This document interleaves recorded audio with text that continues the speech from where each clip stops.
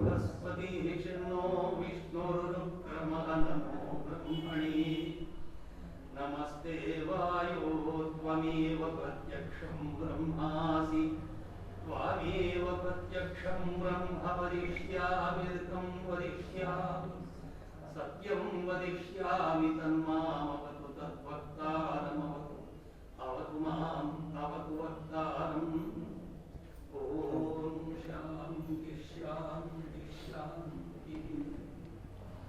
విద్వాంసులైనటువంటి వారు పెద్దలు ఆర్య సమాజ పాలక వర్గము స్త్రీ శక్తి మహాజనులారా అందరికీ హృదయపూర్వక నమస్కారాలు.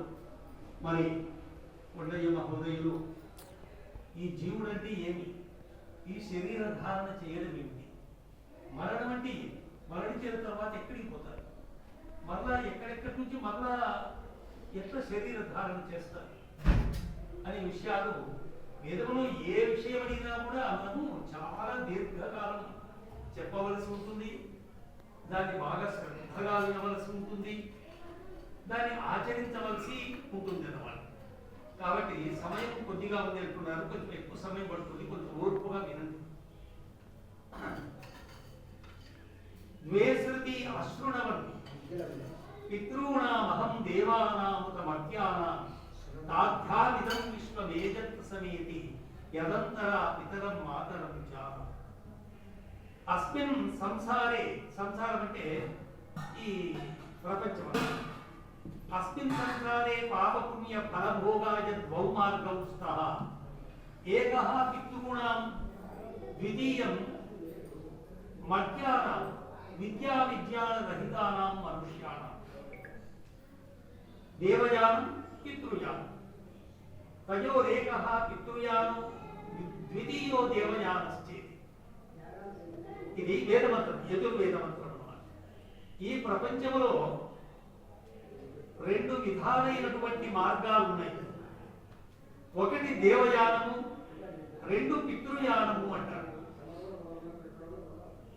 ఈ ప్రపంచంలో సుఖ దుఃఖాలు అనుభవించడానికి, అట్లాగే మనం సుఖ దుఃఖాలు మనము వృద్ధి చేసుకోవడానికి, తగ్గించుకోవడానికి, ధర్మార్థ కామ మోక్షములు అంటే ముఖ్యంగా మానవుని జీవితము సఫలము కావాలంటే ఏమిటంటే కావాల్సింది ముక్తి అంటారు. ఎవరు అడిగినా కూడా, పౌరాణికులు కూడా చెప్తారు, అట్లాగే ఎవరు అందరూ అన్ని మతాలు కూడా చెప్తాయి, ఎల్లప్పుడూ సుఖంగా ఉండాలి అని. అవి మనకు సత్యమై ఉండాలన్నమాట. శరీరధారి నిత్య సుఖంగా ఉండేది వీరు లేదు, ఒక్కటే సిద్ధాంతం అన్నమాట. వాడు ఎంత కోటీశ్వరుడైనా సరే, వాడు ఎంత గొప్పవాడైనా సరే, ఎందుకు అంటే వారి శరీరముతో చేయబడేటువంటి కర్మలు పాపకర్మలు ఉంటాయి, పుణ్యకర్మలు ఉంటాయి. కేవలం పుణ్యకర్మలు చేయలేడు, కేవలం పాపకర్మలు కూడా చేస్తాడు మానవుడు. మరి ప్రపంచంలో ఇతర జీవులు ఉన్నాయి కదా, అవన్నీ పాపకర్మలు చేస్తాయంటే కర్మలే కాదు. ఎందుకు కర్మలు కాదు? దానికి కర్తవ్య విచారణ లేదు. ఇది తగును, ఇది తగదు, ఇది న్యాయము, ఇది అన్యాయము, ఇది ధర్మము, అధర్మము, సత్యము, అసత్యము లేవు. అందుకే దానికి భాష లేదు. సత్యాసత్యములు అనేటువంటివి కేవలము మానవ దేహధారైనటువంటి స్త్రీ పురుషులకే ఈ నియమాలన్నీ ఉన్నాయి. అందుకే ఆర్య సమాజానికి ప్రథమంగా ఏమిటున్నాయి? నియమాలు ఉన్నాయి. వేదం సత్య విద్యలు కదా అయ్యా, వేదం నువ్వు సత్యం తెలుసుకోవాలంటివా? నువ్వు మరణిస్తే మరణం అంటే ఏమిటో, జన్మ అంటే ఏమిటో, పుణ్యం అంటే ఏమిటో, పాపం అంటే ఏమిటో, మోక్షం అంటే ఏమిటో, ఇవన్నీ తెలుసుకోవాలన్నవా? వేదాంతి చదువు. మరి వేదం జోలికి ఎవరు పోతున్నారు? ఎవరు పోవడం. మీరే వేదం తీసుకుని ఇక్కడ వచ్చి బాగా వింటే చాలు, ప్రశ్నించి మీకు వేదం తెలుస్తుంది. అట్లాగే నువ్వు ఇంకొకటి ఏం సిద్ధంగా ఉండాలా? వేదం చదివి కూడా సత్యమును గ్రహించు, అసత్యమును వదులు, ఫలాన్ని భుజించు, మలాన్ని వదలు. ఎవడైనా మలం పట్టుకుంటున్నావా చూడండి. అవే మానవ జన్మ కాక ఇతర జన్మలు ఉన్నాయే, జంతువులు, వరాహములు, పక్షు, ఈ వృక్షములు, వీరుదములు, వనస్పతులు ఇవన్నీ ఏం కోరుకుంటున్నాయి? అరే మీరు మలాన్ని ఇవ్వండి, మీకు మేము ఫలాన్ని ఇస్తామంటున్నాయి. చూడండి, బాగా గమనించండి. మీరు ముక్కుతో మేము ఆక్సిజన్ ఇస్తాం, ప్రాణవాయువుని ఇస్తామంటున్నాయి చెట్లు. మీరు తీసుకోండి, గ్రహించండి. మీరు కార్బన్ డైఆక్సైడ్ ఇవ్వండి, బొగ్గు పులుసుపై మాలిన్యం మాకు ఇవ్వండి. ఎందుకు దానికి ఆ జన్మ కలిగింది అంటే, ఈ శరీరములో ఉండగా ఎవడు అసత్య భాషణము చేశాడు, ఎవడు అధర్మం ఆచరించాడు, ఎవడు చేయరాని కృత్యములు చేశాడు, ఎవడు ఇతర ప్రాణులకు హాని కలిగిస్తాడు, నష్టము కలిగిస్తాడు, దుఃఖాన్ని కలిగిస్తాడు, ఆ ప్రతి పని కూడా పాపక్రియ. గుర్తుపెట్టుకోండి. ఏంటి కష్టం? ఏమీ లేదు. అయ్యా నేను అమ్మవారికి మైసమ్మకు ఒక యాగం కొట్టి నేను 100 మందికి భోజనం పెట్టి, పాపము. తిన్నవారికి పాపము, వండిన వారికి పాపము, వడ్డించిన వారికి పాపము, పెట్టిన వారికి మహాపాపం. అందరూ పాపాలు పంచుకుంటారు. చూడండి, అందుకే దయానందుడు ఒక వేద మంత్రాన్ని తీసుకొని ఏం చెప్తాడు? కుర్వన్నేవేహ కర్మాణి జిజీవిషే క్షతం సమాహ. అయ్యా మానవులారా, మీరు 100 ఏళ్ళు జీవించాలి, అంతకంటే అధికంగా జీవించాలని కోరుకోండి అని ఎవరు చెప్తున్నాడు? పరమేశ్వరుడు చెప్తున్నాడు, దయానందుడు కాదు. ఒకరి కాదు, అందరూ కూడా, మానవులు అందరూ. అట్లా పశువులకు చెప్పలే. ఆ పశువులు 1000 ఏళ్ళు జీవించాలని కోరుకోలే, కానీ 1000 ఏళ్ళు బ్రతికేటున్నాయి, గంటకు దచ్చేటున్నాయి, గంటకు పుట్టేటున్నాయి,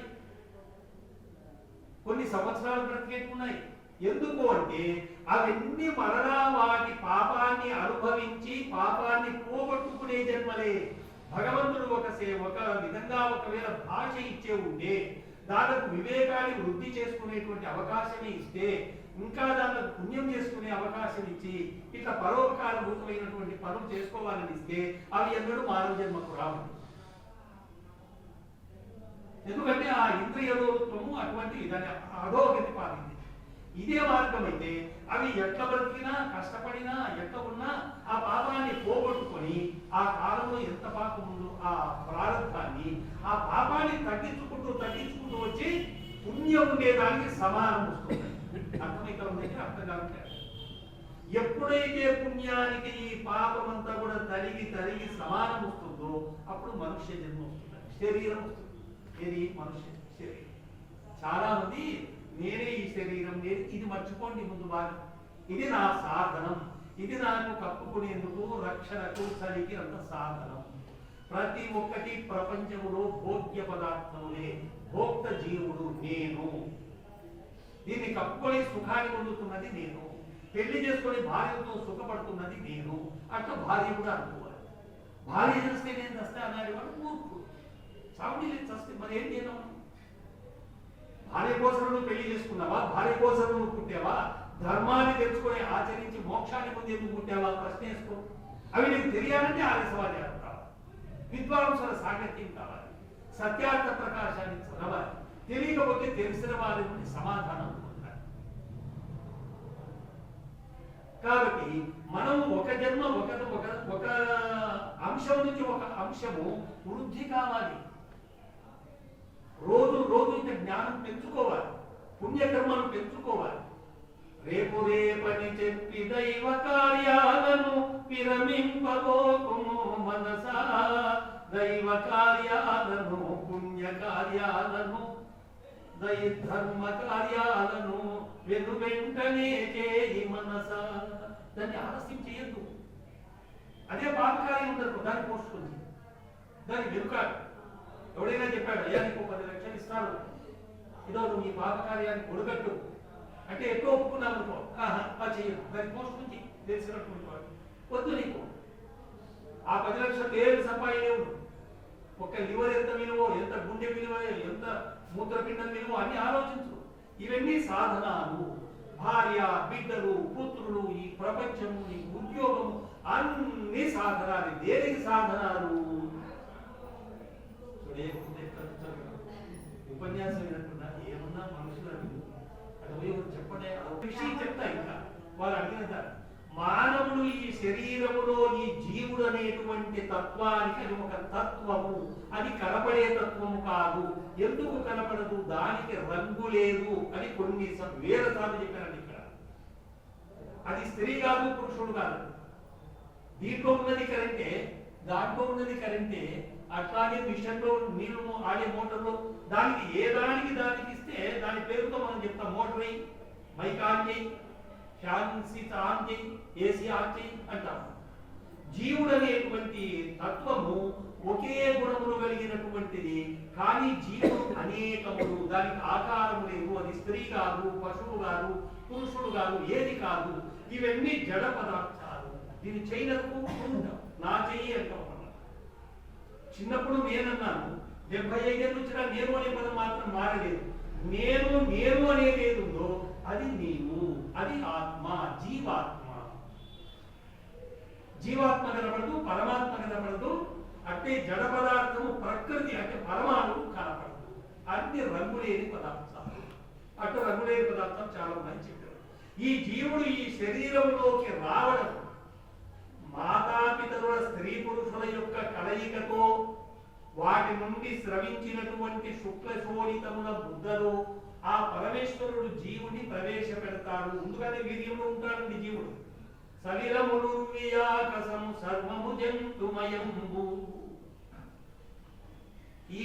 ఈ పంచభూతాలలో జీవుడు లేనటువంటి పదార్థం స్థానం ఎక్కడా లేదు. అంతగా జీవుడు అత్యంత సూక్ష్మం. ఎంత సూక్ష్మం లేదని చెప్పేందుకు వీలు కాదు. అంత సూక్ష్మం. అగ్గిలో కారణానికి మీరే అర్థం చేసుకోండి. కాబట్టి ఆ జీవుడిని ప్రవేశపెట్టి ఆ గర్భంలో వారు చేసిన కర్మలు అనుభవించడానికి యోగ్యమైనటువంటి శరీరాన్ని ఆ పరమేశ్వరుడు ఇస్తాడు. వాడు బయటపడతాడు, ప్రపంచంలోకి వస్తాడు, వృద్ధి అవుతాడు. అట్లాగే మళ్ళా కర్మలు చేస్తాడు. ఆ కర్మలు అందుకే షోడశ సంస్కారాలు పెట్టారన్నమాట. జీవుడు పుట్టగానే మనకు జాతకర్మ, నామకరణం ఇట్లా చచ్చిపోయేంత వరకు పెట్టారు. అవన్నీ ఎవరు చేపించుకుంటున్నారు, ఎవరు అడుగుతున్నారు? పశువులాగా మనం తినాలి, సంపాదించాలి, బ్రతకాలి, ఏదో తినరాని పదార్థాలు తినాలి, ఇదే జీవితము అనుకుంటున్నారు. అది చాలా తప్పు. మనం ఏమనుకున్నప్పుడు మన భార్య పిల్లలకి ఎక్కడి నుంచి ఆ సంస్కారాలు వస్తాయి? రావు. కాబట్టి జీవుడు ఈ శరీరంలోనికి రావడము, మాతృగర్భం నుండి వెలువడము, ప్రపంచంలోకి రావడము జన్మ. ఈ శరీరంలో నుండి పూర్వ జన్మ కర్మల యొక్క ప్రారంభము అంటారు. అంటే పరమేశ్వరుడు కొద్ది భాగం ఇచ్చి ఆ భాగాన్ని అనుభవించి ఆ జీవుడి శరీరం నుండి బయటకు పోతాడు. జీవుడు పుట్టడు, చావడండి. గుర్తుపెట్టుకోండి. నేను చావను, నేను పుట్టను, నేను వృద్ధిగాను, నాకు నాశనము లేదు అని బాగా గుర్తుపెట్టుకోండి. ఈ ప్రపంచము శరీరమే కాదు, మనస్సు, బుద్ధి ప్రతి ఒక్కటి సాధనము. ఎందుకు సాధనము? నువ్వు సుఖపడడానికి, దుఃఖపడడానికి, రెండింటికి పనికొస్తాయి. పరమేశ్వరుడు అన్ని ఎందుకు ఇచ్చాడు? సుఖపడడానికి ఇచ్చాడు. నీ కొడుకును చదివించడానికి, నీవు ఉద్యోగం ఇప్పించింది, పెళ్లి చేసింది, వాడికి అన్ని కూడబెట్టి అన్ని ఇచ్చింది ఎందుకంటే సుఖపడాలి అని ఇచ్చావని. బాగా అర్థం చేసుకోండి. ప్రతి ఒక్కరు కూడా సుఖపడాలి అని ఇస్తారు. వాడు అజ్ఞానముతో, వాడు దుర్గుణాలతో, అసత్యాచరణముతో దుఃఖాలు పడతాడు. నువ్వేమీ చేయలేవు. కాబట్టి పిల్లవాడికి ధనము సంపాదించి ఇవ్వకూడదు, వారికి బుద్ధి చెప్పాలి. ఇటువంటి ఆస్తిక్యాలు నేర్పాలి. వాడు వింటాడు, వినకపోతే ఇసబెట్టు, అంతే. మనం ఏం చేయలేదు. కాబట్టి ఈ జీవుడి శరీరంలో ఉండి ఆ ప్రారంభ కర్మలు ఏ సమయంలో వస్తాయో, ఎప్పుడు వాడు అనుభవించవలసి ఉంటుందో అవన్నీ కూడా ఆ భగవంతునికే తెలుసు, మనకు తెలియదు. యోగాభ్యాసం చేసినటువంటి వారికి కొంత భాగం తెలుస్తుంది. కర్మ ఫలము కర్తకు లభించి తీరును, సుఖ దుఃఖమును కర్మ ఫలములకు అనివార్య నియమము. చూడండి, ఇప్పుడు ప్రతి ఒక్కరికి సుఖాలు వస్తున్నాయంటే ఊరికే రావడం లేదు. మీరు కష్టపడి సంపాదించుకుంటున్నారు.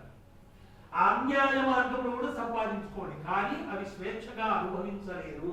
దాని ఫలితాలు వల్ల దుఃఖాలు ఉన్నాయి. ఘోరమైన దుఃఖం అనుభవించవలసి ఉంటుంది అని బాగా మర్చిపోకుండా గుర్తు పెట్టుకుంటాడు. ఆ పాపం చేయడు.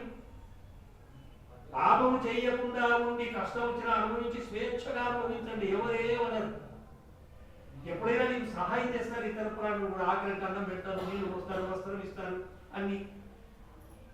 కానీ పాపము అందరికీ తెలియకుండా చేస్తాను, తెలిసి చేస్తాను, నువ్వు అనుభవిస్తావు. అనుభవించి వాళ్ళు చూస్తున్నాను, టీవీలో చూస్తున్నాను.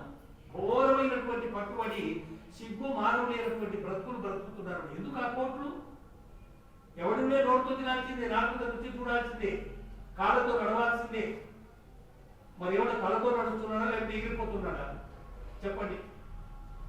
అట్లాగే ఈ జీవుడు ప్రారబ్ధ కర్మలను పూర్తి చేసుకొని ఇప్పుడు పుణ్యకర్మలు చేసుకునే అవకాశం ఉంది. ఇది బాగా గుర్తుపెట్టుకోండి. అన్ని ప్రారంభ కర్మలు అనుకోవద్దు. ఇప్పుడు చేసినటువంటి కర్మలే సంచితములో స్టోర్ అవుతాయి. ఆ సంచితములే ప్రారంభం అవుతుంది. ఇది రూఢిగా బాగా గట్టిగా తెలుసుకోండి. నీవు రేపు జన్మ బాగుండాలా, మంచి సంకల్పాలు తెచ్చుకో, మంచి గ్రంథాలు చదువు, పెద్దవాళ్ళు చెప్పినటువంటిది ఆచరించు, చేతనైనంత ఆచరించు, చెడు కర్మ చేయాలి. అది గుర్తుపెట్టుకో. నేను పాపం చేయకూడదు, అది నీకే తెలియదు. ఏది పాపము? నీ క్రియ వలన, నీ యొక్క భాష వలన, నీ యొక్క సంకల్పాలు ఏ విధంగా ఇతర ప్రాణులకు దుఃఖాన్ని కలిగిస్తాయో, నష్టాన్ని కలిగిస్తాయో, అది పాపం. ఏమైంది? దీనికి పెద్ద గ్రంథాలు చదవాలన్నా, నేను మాంసం తింటాను, పాపం. నేను వ్యభిచరిస్తాను, పాపం. నేను ఇతరులని మోసం చేస్తా, తీసుకుంటా, పాపం.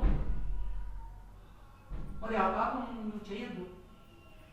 భగవంతుని ప్రార్థించు, భగవంతుడు దయామయుడు, నీ కోరికలు తీరుస్తాడు. అందరూ బతుకుతున్నాము, ఎవడు బ్రతకలేదు చెప్పండి? ఏమీ లేనోడు బ్రతకలేదు. చూడండి ఎక్కడ కుక్కలుగా అవి ఏం దానికి జ్ఞానమే బతుకుతున్నాయి. అయితే నా కర్తవ్య విచారణ లేదు. మనకు స్వామి గారు 72,000 నాడులు అంటున్నారు. కాదండి, జీవుడుండే స్థానము నుంచి ఆ హృదయంలో అక్కడి నుంచి ఎన్ని నాడులు ఉన్నాయంటే బాగా గుర్తు పెట్టుకోండి. సమయం పడుతుంది, మీరు రాసుకుంటాము, చేతిలో కూడా ప్రామాణికంగా చెప్తాను. హృదయశేష ఆత్మ ఎక్కడున్నాడు? జీవుడు అంటే హృదయంలో ఉన్నాడు. భగవంతుడు హృదయంలో ఉన్నాడని చెప్పాలని ఎవరు కూడా. ఎందుకు? సర్వత్రా ఉన్నాడు, అది గుర్తుపెట్టుకోండి. భగవంతుడు లేని స్థానము లేదు, భగవంతుడు లేని సమయము లేదు, భగవంతుడు లేని కాలము లేదు. ఎప్పుడు మార్పు లేకుండా ఉంటాడు. అందుకే ఆయనకు సత్యము అని పేరు. ఈ జీవుడు మాత్రం ఈ శరీరంలో ఉన్నప్పుడు హృదయం అంటారు, దాన్ని ఆ హృదయంలో ఉంటాడట. హృదయేష ఆత్మ అత్రైతదేకశతం నాడీనాం తాసాం శతం శతమేకైకస్యాం ద్వాసప్తతిర్ద్వాసప్తతిః ప్రతిశాఖానాని సహస్రాణి భవంత్యాసు వ్యానశ్చరతి. ఈ హృదయ స్థానం నుండి మూలనాడులు అనేటువంటి 101 నాడులు బయలుదేరుతాయి. ఇది గుర్తుపెట్టుకోండి. సులభం, మీ ఫోన్లో పెట్టి చూసుకోండి. ఇవి మూలనాడు. ఆ మూలనాడులు 101కి ఒక్కొక్క దానికి 100 చొప్పున ఉపనాడులు బయలుదేరుతాయి. అప్పుడు దాన్ని హెచ్చించండి. 101 ప్లస్ ఇంటూ 100 అంటే 10,000. ఆ 10,000 ఉపనాడులకు ఉపశాఖానాడులు, కేశనాళికలు అంటుంటారు చూడండి. మన డాక్టర్స్ మన శరీరంలో అట్లా గిత్తని రక్తం వస్తుంది, మన ఆగిపోతుంది. అంటే వెనుక కంటే సూక్ష్మంగా ఉంటాయి. అన్ని నాడులో రక్తం ప్రవహిస్తుంది. ఈ 10,100 నాడులకు ఇంటూ 72,000. ప్రతి ఉపనాడికి 72,000 చొప్పున సూక్ష్మనాడులు, ఉపశాఖానాడులు బయలుదేరుతాయి. అప్పుడు ఇంటూ 10,100 ఇంటూ 72,000 హెచ్చించండి. 72,72,10,201 నాడులు ఈ జీవుడుండే స్థానం నుంచి, హృదయం నుంచి శరీరం అంతా వ్యాపించున్నాయి. నఖ శిఖాగ్రం వరకు వ్యాపించున్నాయి. ఇది ఎవరు చేశారు? ప్రశ్నించుకోండి, ఎవరు చేశారు? 72,72,10,201 నాడులు. ఆ నాడులన్నింటిలో ఏది చరిస్తుంది? ప్రాణము. వ్యానవాయువు, వ్యానం అనే ప్రాణము చరిస్తూ. అందుకే మన శరీరము ఇట్లా మెత్తగా ఎలాస్టిక్ గా ఉండదు. ప్రాణం పోయిందనుకోండి రాయితీన గ్యారంటీ ఇక ఉంచండి దానికి ఏం లాభం లేదు. 72,000 కాదు, ఇది బాగా గుర్తుపెట్టుకోవాలి. కాబట్టి ఈ జీవుడు శరీరంలో ఉండి ప్రారంధం అనుభవించడానికే రాలే. అదే పశుపక్షాదుల శరీరములు ఏమొచ్చినాయి? ప్రారంధం అనుభవించేది వచ్చాయి.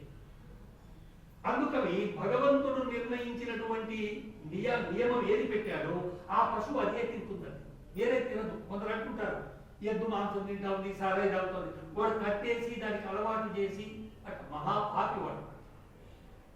మానవుడు ఎంత పాపము చేస్తాడో పరమేశ్వరుని యొక్క నియమాలను విరుద్ధంగా వాడు మార్చాలని ఆలోచిస్తాడో అలా చేస్తాడో వాడు ఘోరమైనటువంటి కర్మను పొందుతాడు. నవాహ్య బుద్ధి నియమో వృక్ష గుర్మలత ఔషధి వనస్పతి తృణ వినుధారీనామపి భోక్తృభోగాయతరత్వం పూర్వవత్. పరమేశ్వరుని నియమాలకు సృష్టికి ఎవరు విరుద్ధంగా నడుచుకుంటాడో వారికి పశుపక్షాది జన్మలే కాదు, వృక్ష గుర్మలత ఔషధి వనస్పతి తృణ వీరుధారీనామపి భోక్తృభోగాయతరత్వం. భోక్తృ అంటే జీవుడు, భోగాయతం అంటే శరీరం, సుఖ దుఃఖాలను అనుభవించడానికి నిలయం. జీవుడు శరీరం లేకుండా, ఇంద్రియాలు లేకుండా, మనస్సు లేకుండా సుఖ దుఃఖాలు అనుభవించలేడు. మీకు ఏమైనా అనుమానం ఉంటాడని ఇప్పుడు చెప్పేస్తా. కాని ఉన్నా కూడా అనుభవించలేడు. కోమాలో ఉన్నాడు, వాడికి మీరు మంచి పాయసం పోయింది, వాడు సుఖం అనుభవిస్తున్నాడా? శరీరము జీవుడున్నాడు, శరీరము ఇంద్రియాలున్నాయి, మనస్సున్నాయి, కానీ అవన్నీ సంబంధం లేకుండా ఉన్నాడు జీవుడు. చూడండి, నీకు మత్తు మంది ఇస్తాడు, డాక్టర్ కోస్తాడు. మన మా అమ్మాయికి 4 చోట్ల కోసి రాడు తీశాడు. అరే 4 చోట్ల రాడు తీసి ఏది ఇచ్చాడు? మత్తు మంది ఇచ్చాడు. పరమేశ్వరుడు సారాయి కూడా ఈ సృష్టి దాంట్లో ఉంది. అది ఎందుకు? జీవుల యొక్క సుఖార్థం. సుఖార్థమని రాత్రి తాగుతావా? అది ఏ సమయంలో తాగాలో, ఏ వ్యాధిలో నువ్వు తీసుకోవాలో స్త్రీ పురుషుడు అది వాడుకోవచ్చు. అంతేగాని ఎలా అంటే అలా భగవంతుడు ఇచ్చాడు కదా, అందుకే దానికి మందు అడిగి, అందుకే మనకు బుద్ధి ఇచ్చాడు. దానికి ఇంత తలకాయ ఇచ్చాడు. అది ఏరుకు ఇంత తలకాయ, దానికి జ్ఞానం లేదు. అదే మనకు దాన్ని ఎట్లా కంట్రోల్ చేసుకోవాలో, దాన్ని మన స్వాధీనంలోకి తెచ్చుకోవాలో జ్ఞానం ఉన్న మాబట్టి వాడు పిల్లవాడు దాన్ని అధిరోహించి ఆ సూర్యంతో పొడుస్తూ దాన్ని నడుపుతాడు. ఎంత తొండవు, ఎంత అవును, ఏం చేస్తాడు? ఏం లాభం? అట్టగా ఇక పరమేశ్వరుని ఆజ్ఞలను, ఉపదేశాలను ఎవరు తిరస్కరిస్తారో, దానికి విరుద్ధంగా చెప్తారో, దాన్ని ఆ విధంగా ప్రవర్తిస్తారో వాళ్ళకు ఏ జన్మలు వస్తాయి? నికృష్టమైన జన్మలని ఇవి బాగా మీరు గుర్తుపెట్టుకోవాలి. వృక్ష, మామిడి, చింతపండు, మొక్క, ఈ చెట్లు వృక్షాలు అంటారు. అవి ఒక్కొక్కటి చింత